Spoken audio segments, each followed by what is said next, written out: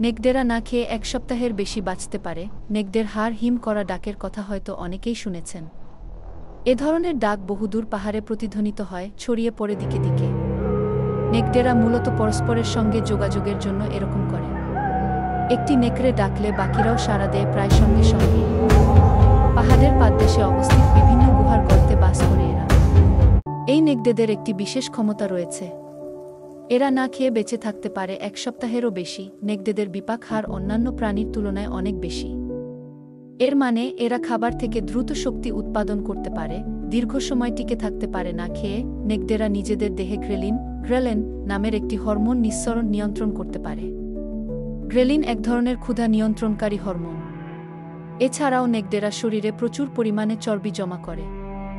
কখনো খাবারের অভাব হলে এই চর্বি কাজ করে শরীরের শক্তির প্রধান উৎস হিসেবে। নেকড়েরা খুব সামাজিক প্রাণী। দল বেঁধে বাস করে।